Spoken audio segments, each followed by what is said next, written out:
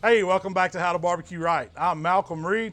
Today I've got some beautiful Wagyu Tri Tips. My buddy Kevin Green down at the butcher shop in Pensacola sent these to me. It's the home of the A9 brisket. Well, he sent me some Tri Tips to try, and I'm gonna get these seasoned up. We're gonna smoke them on the drum today, and I can't wait to try them. Let's get to cooking.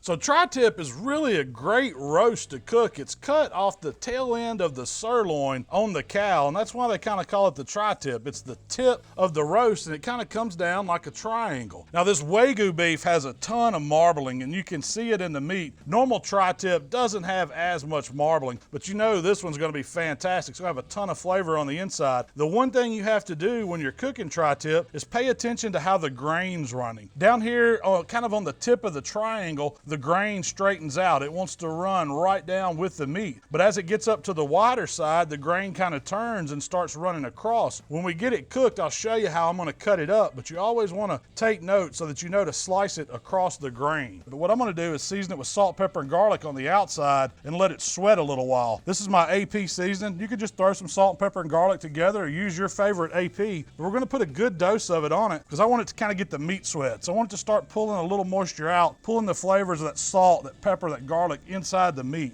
Make sure to get the edges really well. It needs about an hour. We'll flip it about halfway through. That's when we'll fire the grill up and get it good and hot. So it's been 30 minutes. You can see we're starting to get some moisture pulled out of these Tri Tips. Now I'm just gonna flip them till they get equal sides. That side that was down on the platter makes it sweat a little more. So we're kind of dry brining these in that AP seasoning. We're gonna let them go another 30 minutes. We're gonna finish seasoning them, but right now I'm gonna fire up the grill.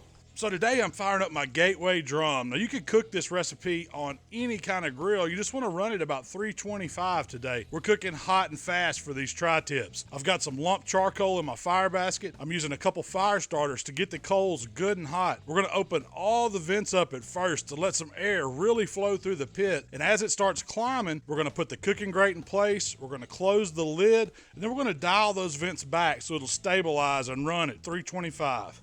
So while the drum's coming up to temperature, I'm gonna put together a quick mopping sauce. And this is a balsamic-based mopping sauce. So I've got some balsamic vinegar, got some olive oil, got a little honey. Gotta have that honey for the money, even in the mop. Got a little bit of garlic that I minced up real fine, a good pinch of crushed red pepper, a little salt, a little black pepper, just to balance it out a little bit. Then I'm gonna give it a quick whisk just to combine everything.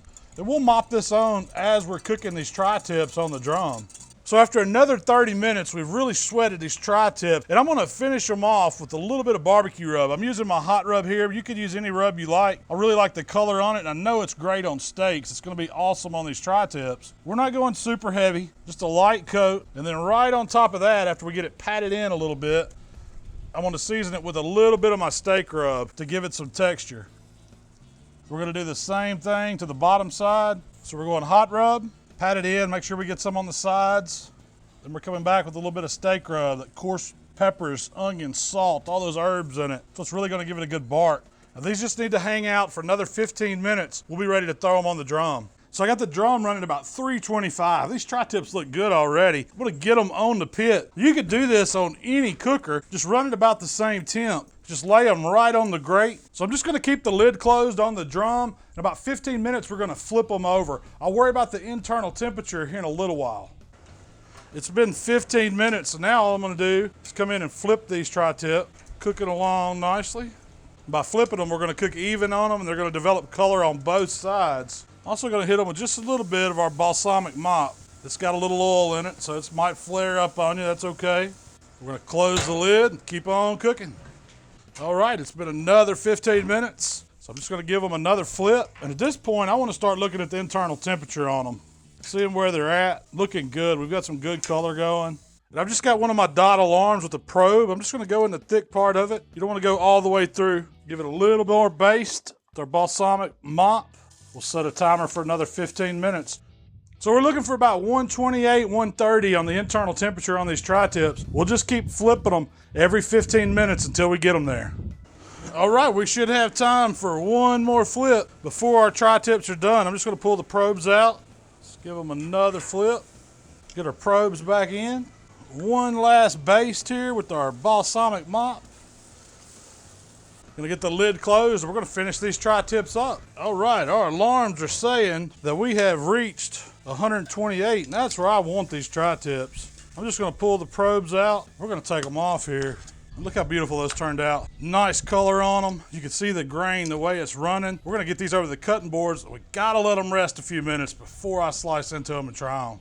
All right, so I let the tri-tip just sit here on the cutting board. You can see a little juice came out. That rest is all important. We want to keep them as juicy as possible and then let the heat carry up. I probed these with a thermopin. They're still sitting about 133, 134 now. That is absolutely perfect. And I'm going to show you how we slice these. Remember how I said earlier, the grain in these tri-tips runs two different ways. The thin part, this triangle tip of it, runs kind of straight right here. So when we make our cuts, we've got to remember to cut across the grain. Well, as we get back here in the wider end, it kind of straightens out and it goes this way, so I'll have to change my knife. So I'm going to show you how I'm going to cut them. We're just going to go right across the grain and let's just make some thin cuts. I mean, this knife is mowing right through it. I mean, that looks beautiful. It's kind of that medium rare. And this Wagyu beef, it's going to be incredible. Now I'm just kind of maneuvering my knife as the tri-tip goes. We're gonna get up here to where the grain switches. I can see the way it's running.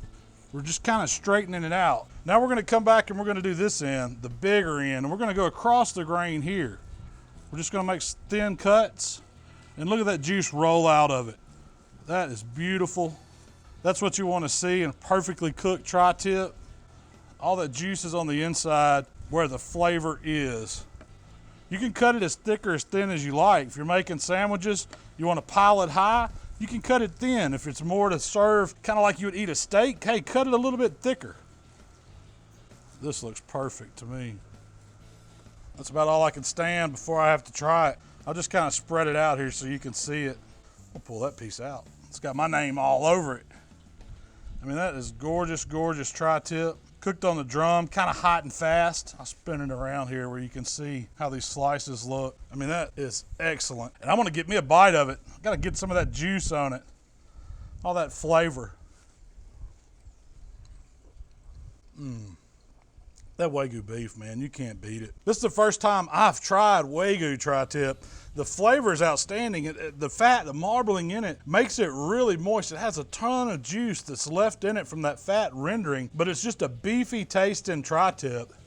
Oh my goodness, so good. Before I cut up this other one, I'm gonna get one more piece. This one's gonna be a hard one to stop eating. Love the flavors the AP puts on it, the savory notes. The hot rub really gives it that barbecue essence. Steak rub on top for the texture, man, all that comes through. And you get a little bit of that balsamic flavor from that mop that we mixed up. We basted over the top of it every time we flipped it. That's incredible. Wow.